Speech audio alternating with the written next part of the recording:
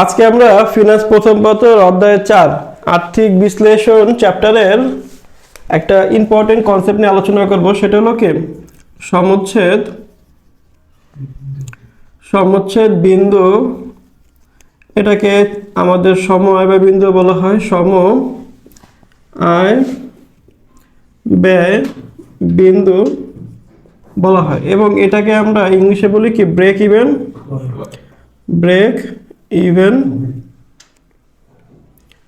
Break even point.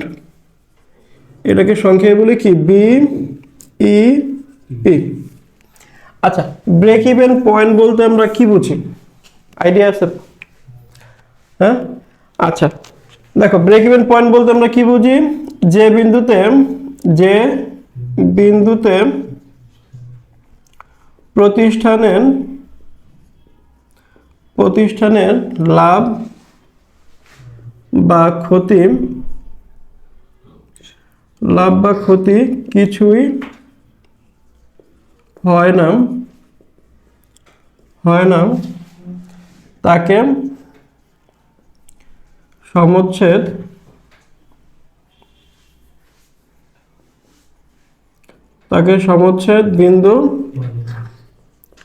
বিন্দু বলে। তো এখানে তাহলে কি বুঝতেছি আমরা, দেখো তার মানে আমার লাভ ক্ষতি কিছু হবে না, তার মানে কি আমি ব্রেক ইভেনে থাকবো। মানে ব্রেক ইভেন বলতে আমার যত টাকা খরচ হবে ওই খরচ টাকা তুলে আসবে।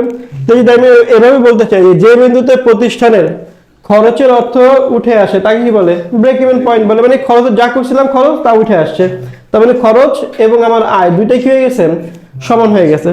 তাহলে ওইটাকে আমরা কি বলতে পারি, ব্রেক ইভেন পয়েন্ট। তাহলে এই জায়গাটায় চাইলে আমরা আবার নতুন কেউ কি বলতে পারি, যে বিন্দুতে প্রতিষ্ঠানের লাভ বা ক্ষতি কিছু হয় না লিখে যদি এভাবে লিখি, এখান থেকে যদি আবার এটা লাইন লিখতে চাই যে বিন্দুতে প্রতিষ্ঠানের খরচকৃত অর্থ উঠে আসে তাকে সমচ্ছেদ বিন্দু বলে। তার মানে কি এখানে আমি যা খরচ করছিলাম সেই টাকাটা কি আসছে আমাদের উঠে আসছে। তার মানে কি এখানে আমরা চাইলে আটার সঙ্গে বাড়াইতে পারলাম।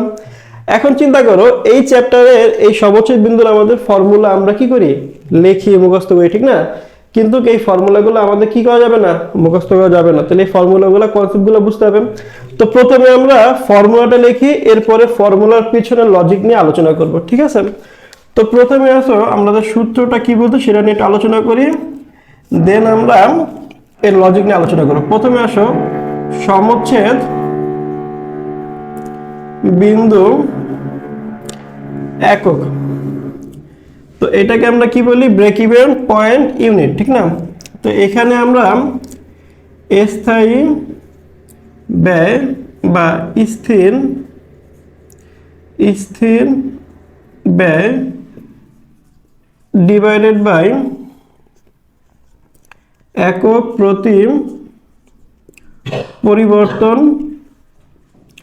পরিবর্তনশীল ব্যয়, একক প্রতি বিক্রয় মূল্য সেল ভ্যালু মাইনাস একক প্রতি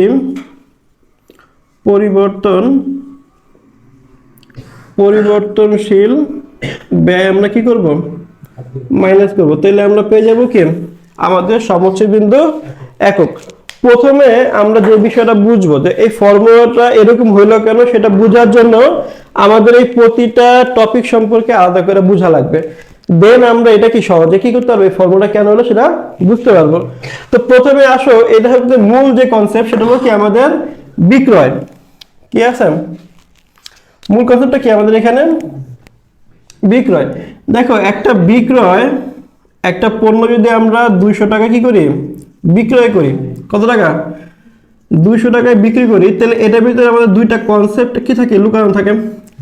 একটা থাকে 200 টাকার, এই যে পণ্যটা যে বিক্রি করলাম 200 টাকা মূল্যে, তার ক্রয় মূল্য কত, তাহলে তার ক্রয় মূল্য এবং আনুষঙ্গিক খরচ। তার মানে কি যদি বলি ভাবে মোট যে খরচটা সেই খরচটা।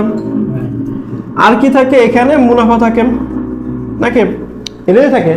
তো এই দুটো সমন্বয় কি হয়, আমাদের বিক্রয় আসে। এতটুকু কথা বুঝতে পারছি? আচ্ছা, এবার এই মোট খরচকে যদি আমরা আচরণ ভিত্তিক খরচের শ্রেণীবিভাগকে চিন্তা করি, আচরণ ভিত্তিক খরচের শ্রেণীবিভাগে আমরা খরচকে 3 ভাগে ভাগ করতে পারি। কয় ভাগে? 3 ভাগে। একটা হলো পরিবর্তনশীল ব্যয়,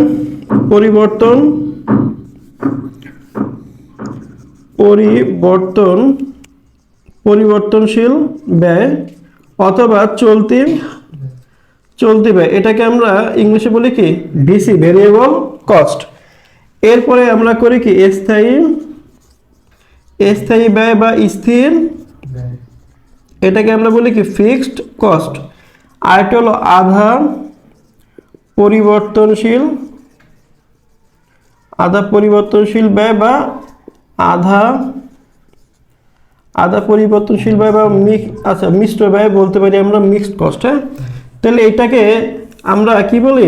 মিক্সড কস্ট। তাহলে এখানে এটাকে বলি কি মিক্সড কস্ট, আর এটাকে বলি কি সেমি ভেরিয়েবল কস্ট।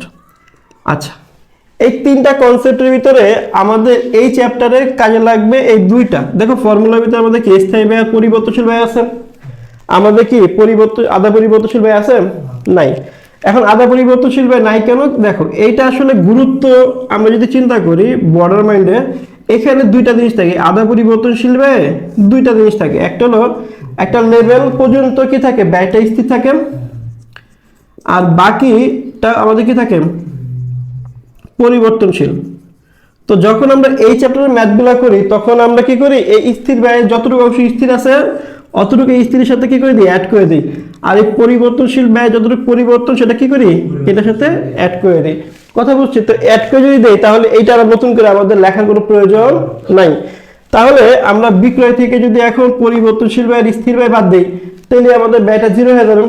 আচ্ছা, এবার খেয়াল করো, তার মানে আমি কি বুঝতেছি, তাহলে এখানে খরচ আবার কি হইতেছে, দুটো হইতেছে। একটা হলো কি পরিবর্তনশীল ব্যয়, একটা হলো কি স্থির ব্যয়। এখন এতটুকু বুঝতে পারলাম যে এই বিক্রয়ের যতটুকু টাকা আমাদের আছে সেই টাকাটা যদি পরিবর্তনশীল ব্যয় আর স্থির ব্যয়কে যদি কি করে মিট আপ করতে পারে তাহলে কি আসবে, ব্রেক ইভেন পয়েন্ট চলে আসবে। এতটুকু কথা বুঝতে পারছেন? আচ্ছা, এইবার আসো আমাদের একক প্রতি পরিবর্তনশীল, তাহলে পরিবর্তনশীল ব্যয় বলতে কি বুঝি? জানি পরিবর্তনশীল ব্যয় বলতে কি বুঝি? পরিবর্তনশীল ব্যয় ভেরিয়েবল কস্ট। আচ্ছা, ভেরিয়েবল কস্ট বলতে কি বুঝি? দেখো এখানে অনেকগুলো সংজ্ঞা চাইলে আমরা লিখতে পারি। প্রথম সংজ্ঞাটা এরকম ভাবে লিখতে পারি যে ব্যয়ের একক প্রতি ব্যয় স্থির কিন্তু মোট ব্যয় পরিবর্তনশীল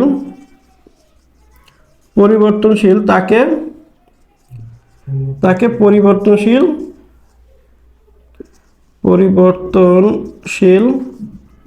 ব্যয় বলে। এখন দেখো এই সংজ্ঞাটা তো মুখস্থ করার দরকার নেই, সংজ্ঞাটার পিছনে যে কেন এরকম হলো আমরা বক্সে একটা লজিক দিয়ে বুঝাই যে কেন সংজ্ঞাটা এরকম বললাম আমরা। দেখো একক, আর এখানে লিখলাম একক প্রতি ব্যয়, আর এটা হলো মোট ব্যয়। আচ্ছা, পরিবর্তনশীল ব্যয় বলতে কি বুঝি? ধরো আমাদের এই মার্কার বানানো কোম্পানি আমাদের, তাহলে এই মার্কার বানানোর যে কোম্পানি, এটা যে র মেটেরিয়াল, এটা কি আমাদের কাঁচামাল, এই কাঁচামালটা কি আমাদের পরিবর্তনশীল ব্যয়। এখন চিন্তা করো, আমি একটা মার্কার বানাতে যত টাকা খরচ হয় আমার 100 মার্কার বানাতে কম হবে না বেশি হবে? বেশি হবে, কারণ আমি একটা মার্কারের ম্যাটেরিয়াল দিয়ে 100টা মার্কার বানাতে পারবো না। তার মানে আমি যদি একটা মার্কার যদি বানানোর জন্য আমার র মেটেরিয়াল 10 টাকা প্রয়োজন হয় তাহলে মোট ব্যয় কত? 10 টাকা। যদি 10টা বানানোর প্রয়োজন হয় প্রতিটা 10 টাকা হলে কত টাকা লাগবে? 100 টাকা। আর 100 পিস যদি আমি উৎপাদন করতে চাই প্রতি এককের মূল্য কত? 10 টাকা। তাহলে আমার কত লাগবে? 1000 টাকা। আমি যদি 1000 পিস উৎপাদন করতে যাই 10 টাকা করে, তাহলে কত হবে? এখন চিন্তা করে দেখো, এতটুকু কথা বুঝতে পারলাম। আচ্ছা, এতটুকু যদি বুঝি, দেখো তো এখানে একটু খেয়াল করে সংজ্ঞাটার সাথে মিলে কিনা। এখানে দেখো একক প্রতি ব্যয় কি স্থির না স্থির না? স্থির। আর মোট ব্যয়টা কি দেখো পরিবর্তনশীল না? উৎপাদন বাড়ছে সাথে সাথে কি বাড়লো না?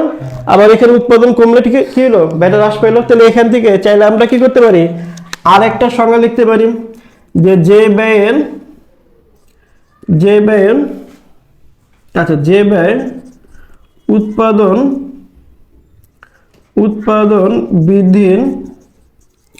বৃদ্ধির সাথে সাথে বৃদ্ধি পায় এবং উৎপাদন হ্রাসের সাথে সাথে হ্রাস পায় তাকে পরিবর্তনশীল ব্যয় বলে।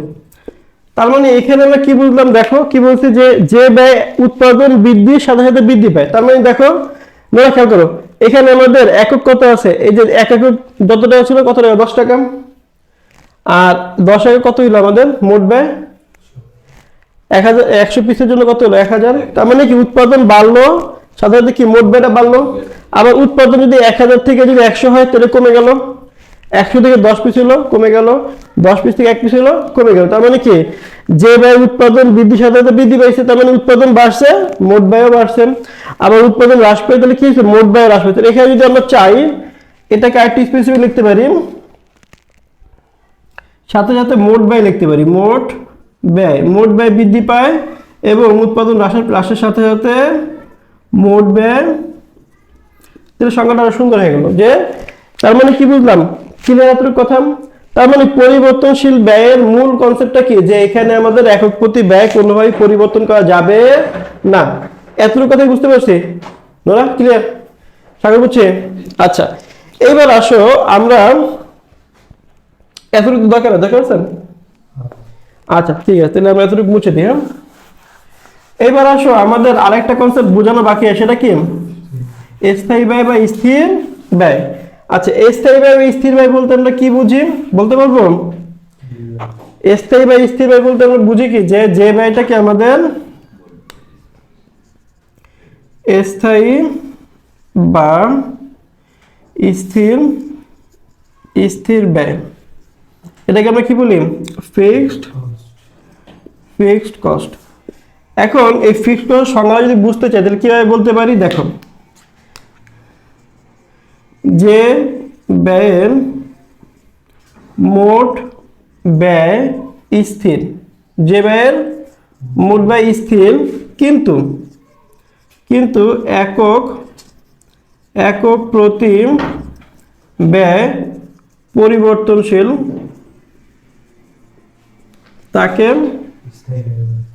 তাকে স্থায়ী ব্যয় বলে। এখানে এই যে সংজ্ঞাটা লিখলাম, এই সংজ্ঞাটা আমরা যদি একটা উদাহরণের সাহায্যে বোঝার চেষ্টা করি তাহলে আরো ক্লিয়ার হয়ে যাবে। দেখো,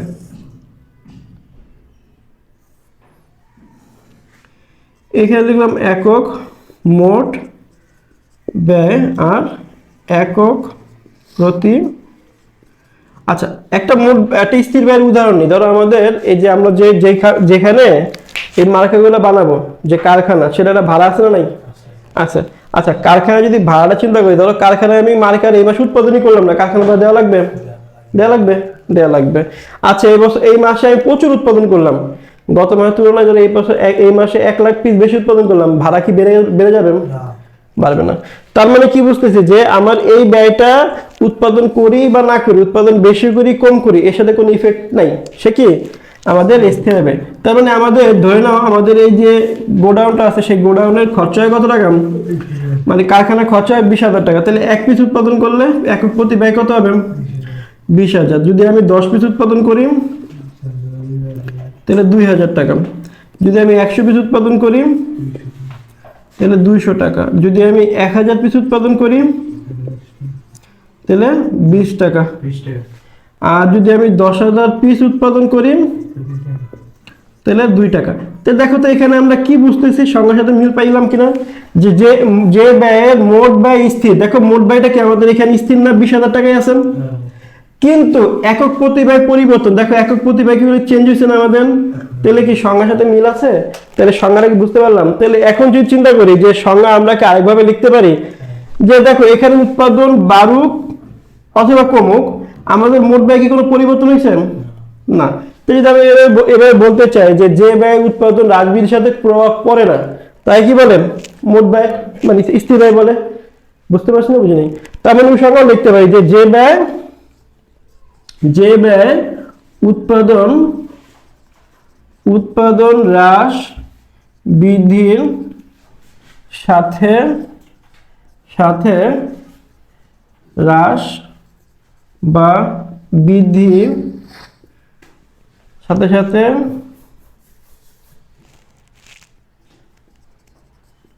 হ্রাস বা বৃদ্ধি পায় না তাকে স্থায়ী ব্যয়।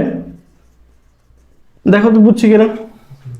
তার মানে আমরা একটু যদি খেয়াল করি তাহলে আমাদের এই যে ফর্মুলা যে তিনটা কনসেপ্ট ছিল, স্থায়ী ব্যয়, একক প্রতি বিক্রয় মূল্য আর পরিবর্তনশীল ব্যয়, তিনটা কনসেপ্ট ক্লিয়ার। এইবার আসো এই ফর্মুলাটা এরকম হলো কেন তার পিছনে লজিকটা বুঝি আমরা, ঠিক আছে? এতটুকু কোনো সমস্যা আছে কারণ? আচ্ছা তাহলে আমি একটু মুছে আমরা লজিকটা আলোচনা করি, খেয়াল করো।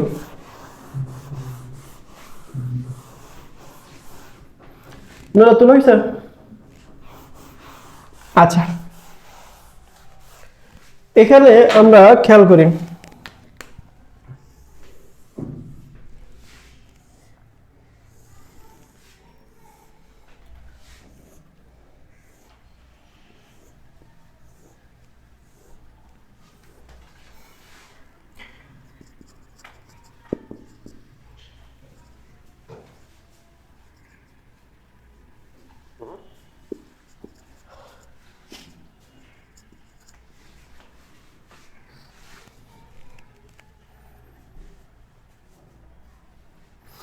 আচ্ছা প্রথমে খেয়াল করো, আমরা যদি চিন্তা করি ঠান্ডা মাথায় যদি বোঝার চেষ্টা করি, হ্যাঁ এখান থেকে আমরা আমাদের পুরো এই চ্যাপ্টারের সমষ্টি বিন্দু রিলেটেড যত ধরনের ফর্মুলা আছে অথবা এসে যত ধরনের ফর্মুলা ক্রিয়েট করা যেতে পারে সব এখান থেকে আমরা লজিক্যালি আলোচনাগুলো করব, ঠিক আছে?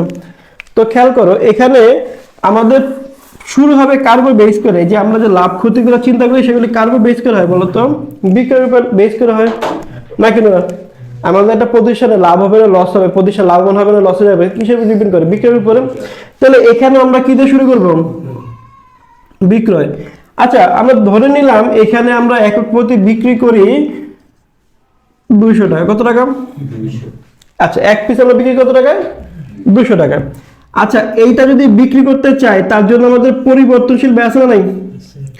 পরিবর্তনশীল ব্যয় ভিসি।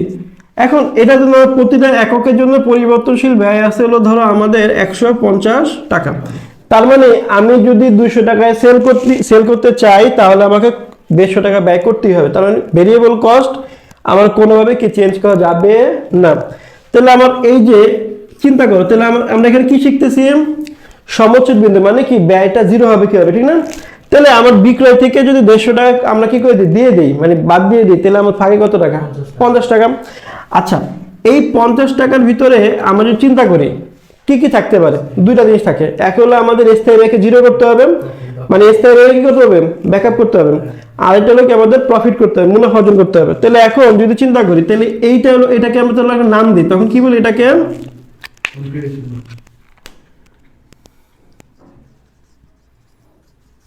Contribution margin. এটাকে বাংলায় আমরা আরো অনেক কিছু বলি, যেমন দত্তাংশ বলি, অবদান প্রান্ত বলি, অনুদান প্রান্ত বলি, ঠিক আছে? তাহলে কন্ট্রিবিউশন মার্জিন কেন বলি? কারণ এখান থেকে আমরা কন্ট্রিবিউট করব কাকে? স্থায়ী ব্যয়কে এবং প্রফিটকে। তাহলে এখন দেখো আমাদের প্রতিষ্ঠানে কি একক যদি সেল করি তাহলে আমরা কি স্থায়ী ব্যয় কি কোনো কি কম বেশি উপায় আছে? নাই। তাহলে এখান থেকে আমাদের ব্যয় বাদ দেওয়া লাগবে না, একটা ব্যয় বাকি আছে আমাদের, তারপর না প্রফিট লস হবে। একটু দেখাইছিলাম মনে আছে? বলো বুঝতেছো? তো স্থায়ী ব্যয় ধরেন আমাদের 20,000 টাকা। কত টাকা?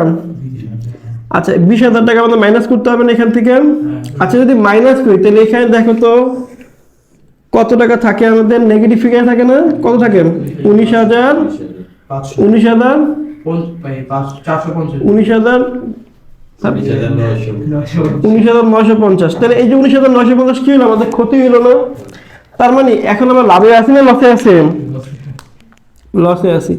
আচ্ছা নোরা একটা জিনিস খেয়াল করো তো, আমরা এই যে 50 টাকা এখানে সেভ করলাম, এই 50 টাকা থেকে এই স্থির ব্যয়টা কি করলাম? কমাইলাম আমরা। কত টাকা কমছে আমাদের? 50 টাকা কমলো।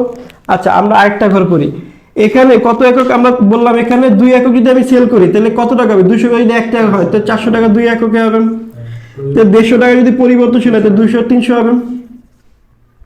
এটা থেকে এটা বাদ দিলে কত থাকে? 100। আমাদের স্থায়ী ব্যাংকে 2টা একক বিক্রি হলে কি বাইরে যাবে? না, বাড়বে না। তাহলে আমার কি থাকবে? 20,000। তাহলে এখন এইটা যদি বাদ দিতে কত থাকে? 19,900। এটাও নেগেটিভে থাকলে দেখো তো খেয়াল করে, আমার এই 50 টাকাটা এখানে 1 একক বিক্রি করে 50 টাকা কমলো, এখানে 2 একক বিক্রি করে কত টাকা সেভ হলো? আরো 50 টাকা কমলো আমাদের। এতটুকু কথা বুঝতে পারছেন? আচ্ছা, আমরা আরেকটা কথা বুঝি, তারপরে আলোচনায় আসবো। তো 3 একক যদি আমি সেল করি তাহলে কত হবে? 600 টাকা বিক্রি করবো, আর এখানে হবে 450 মাইনাস করলে কত? 150, আর এখানে 20,000 টাকা আমাদের।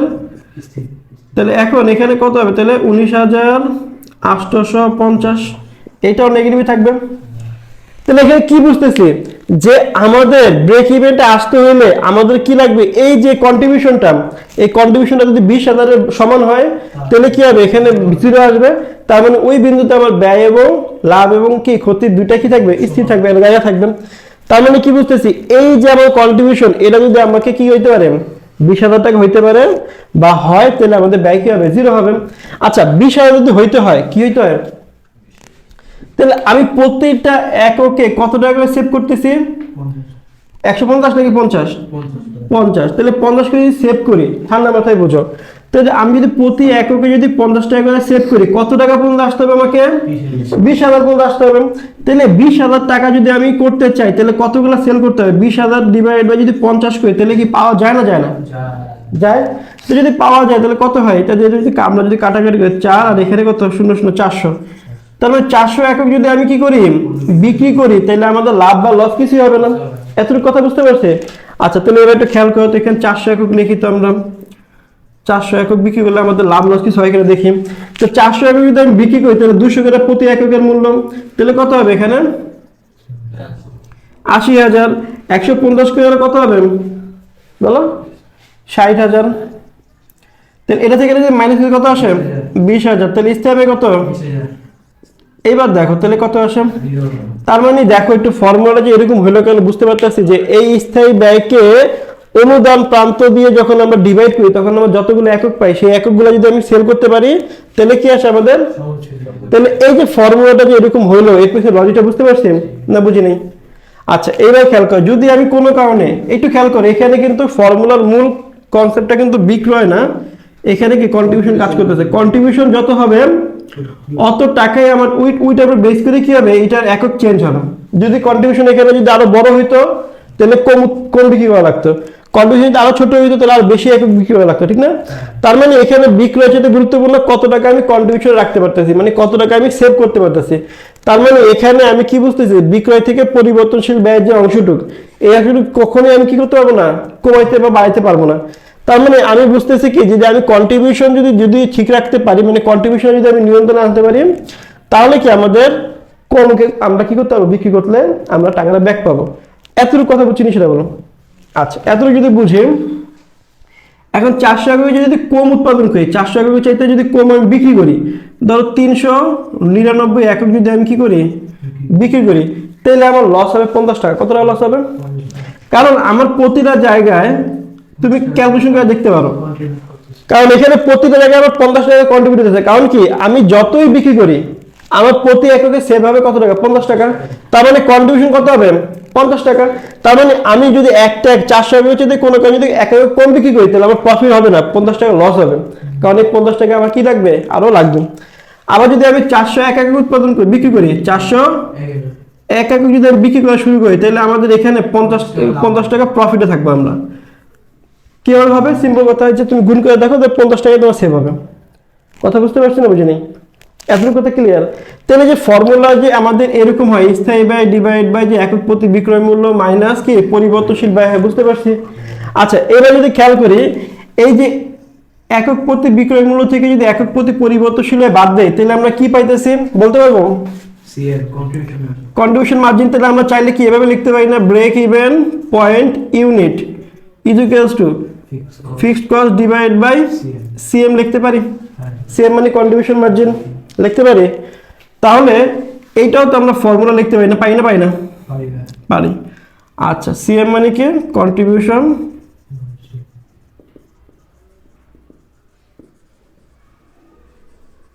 এটাকে আমরা বাংলায় বলি কি অনুদান অনুদান প্রান্ত বা অবদান প্রান্ত। আচ্ছা তাহলে এই যে আমাদের সমচ্ছেদ বিন্দু এককের যে ফর্মুলাটা কেন এরকম হয় এ নিয়ে কোনো আলোচনায় কোনো সমস্যা আছে? সম্পূর্ণ ক্লিয়ার আলোচনা আমরা বুঝছি, তোমরা বুঝছো? আচ্ছা ঠিক আছে ঠিক আছে আসো। আচ্ছা এতক্ষণ পর্যন্ত আমরা কি শিখলাম যে ব্রেক ইভেন পয়েন্ট কি একক শিখলাম, এখন আমরা কি শিখবো টাকা। তো দেখো টাকার ফর্মুলাটাকে লিখি তারপরে তার লজিক বুঝাইতেছি।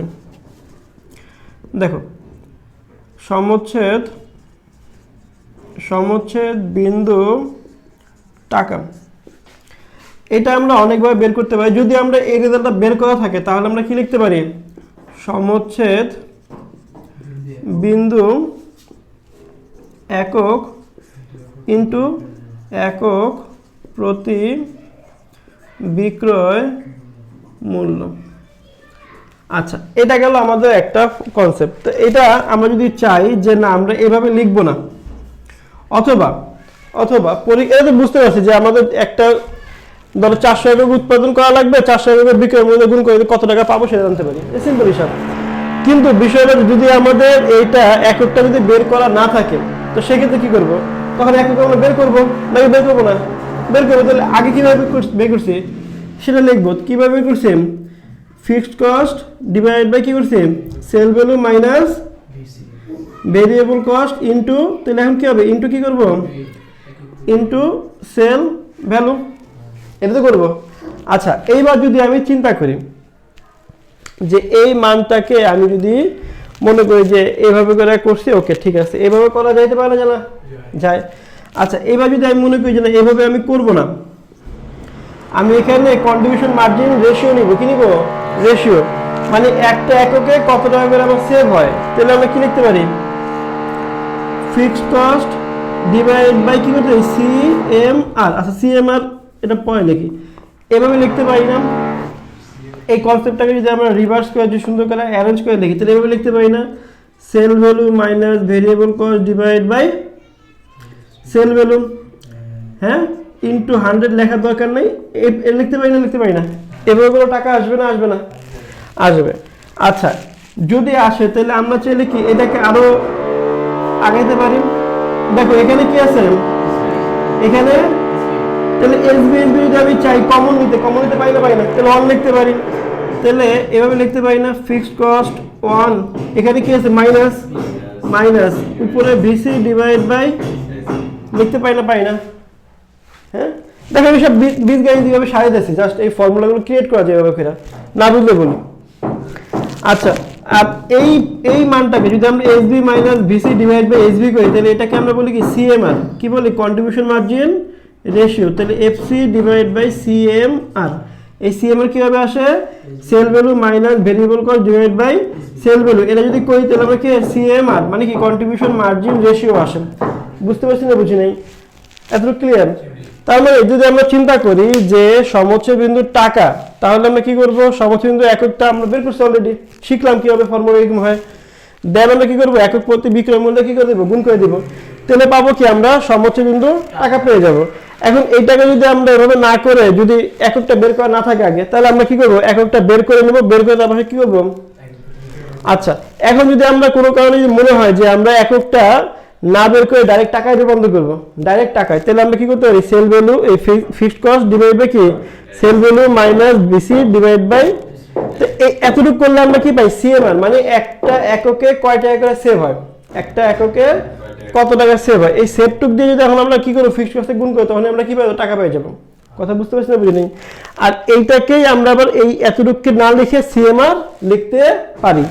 আবার এখানে এসবি আর এখানে এসবি এটাকে আমরা কমন 1 লিখতে পারি, আর এখানে মাইনাস আছে মাইনাস লিখতে পারি, উপরে গিয়েছে ভিসি উপরে ভিসি লিখলাম আর নিচে গিয়েছে এসবি।